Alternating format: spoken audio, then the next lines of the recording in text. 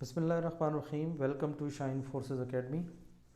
तो आजकल हम पढ़ रहे हैं आपकी केमिस्ट्री के टेस्ट के बारे में कि जो जो इम्पोर्टेंट सवाल हैं आपके केमिस्ट्री के, तो उनके मतलब मैं वीडियोस बना रहा हूँ ताकि नेक्स्ट आने वाली जो भी नेवी की सिलेक्शन है उसमें आपके काम आ सके।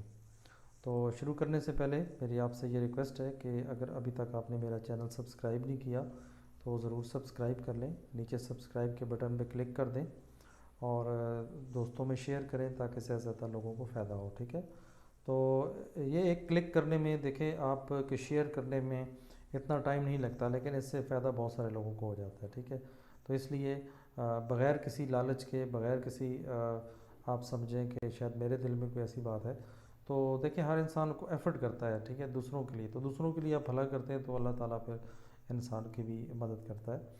तो इसलिए आप भी किसी का भला करेंगे तो अल्लाह ताला आपको भी टेस्ट में कामयाबी नसीब करेगा। हम अपने क्वेश्चन की तरफ, तो पहला क्वेश्चन इसमें है कि किसी भी एक्वस सॉल्यूशन में वाटर जो है वो मौजूद होता है कितनी अमाउंट में, तो वो ग्रेटर अमाउंट में मौजूद होता है। ठीक है, यानी ज़्यादा तादाद में पानी मौजूद होता है।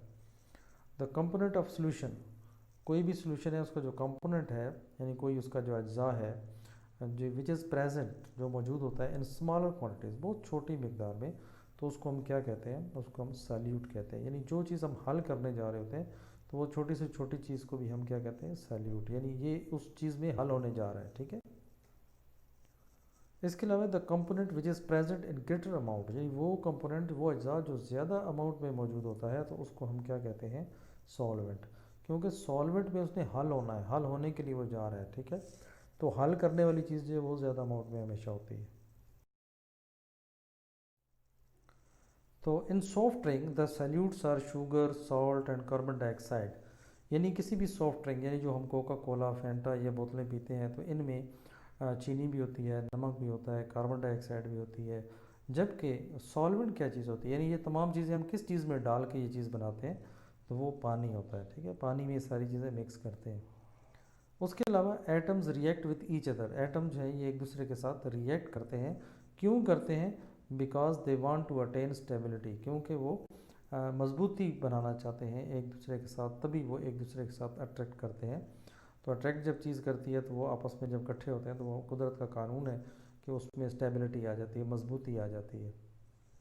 तो an atom having 6 electrons in its valence shell, के कोई भी एटम है उसके 6 इलेक्ट्रॉन जो है जब उसके वैलेंस शेल में हों तो विल अचीव नोबल गैस, यानी उसके जो वैलेंस शेल में, बाहर के शेल में अगर 6 इलेक्ट्रॉन हो तो वो नोबल गैसेस में शुमार होता है। तो इलेक्ट्रॉनिक कॉन्फ़िगरेशन बाय, तो उसकी कॉन्फ़िगरेशन हम किस तरह करते हैं कि वो 2 इलेक्ट्रॉन वो और हासिल करेगा, क्योंकि बाहर में 6 हैं तो ये 8 पूरे करता है। ठीक है, तो 8 पूरा करने के लिए 2 इसको मज़ीद चाहिए होते हैं।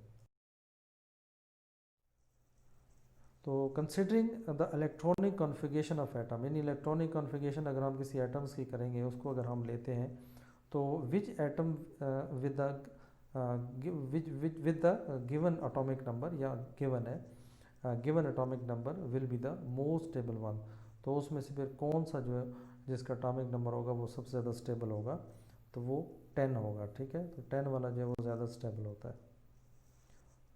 ऑक्टेट रूल, ऑक्टेट रूल क्या चीज़ है? ऑक्टेट रूल ये है कि बाहर का जो आपका इलेक्ट्रॉन है वो 8 इलेक्ट्रॉन को हासिल करना, ये ऑक्टेट रूल कहलाता है। Transfer of electron between atoms, atom के दरमियान जो इलेक्ट्रॉन्स शफल होते हैं, एक जगह से दूसरी जगह ट्रांसफ़र होते हैं, तो इस अमल को हम क्या कहते हैं? इसको हम आयोनिक बॉन्डिंग कहते हैं। उसके बाद है when an electro negative elements, जब इलेक्ट्रोनेगेटिव एलिमेंट्स जो है ये मिलते हैं किसी भी इलेक्ट्रो पॉजिटिव एलिमेंट के साथ, यानी इलेक्ट्रो नेगेटिव एलिमेंट और फिर इलेक्ट्रो पॉजिटिव एलिमेंट जब आपस में मिलते हैं, तो ये बॉन्डिंग किस किस्म की होती है? इसको हम आयोनिक बॉन्डिंग कहते हैं, क्योंकि आयन जब भी बनते हैं तो एक पॉजिटिव और नेगेटिव से मिलकर बनते हैं।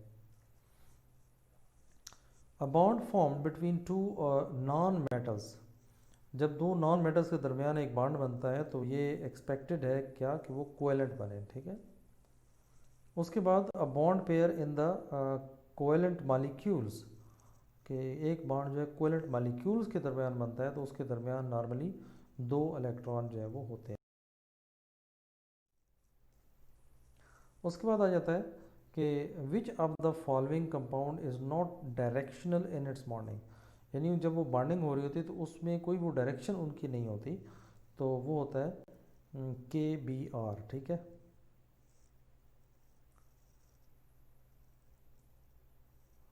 उसके बाद आता है आइस फ्लोट्स ऑन वाटर, यानी जो बर्फ़ है ये पानी के ऊपर तैर रही होती है। ये किस की वजह से तैर रही होती है?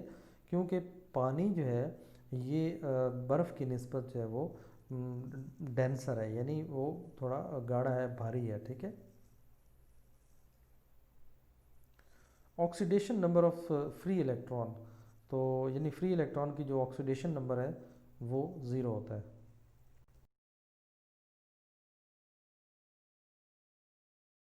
आज का लेसन, उम्मीद करता हूँ कि आपने इससे फ़ायदा उठाया होगा, आपको सारी समझ आ गई होगी।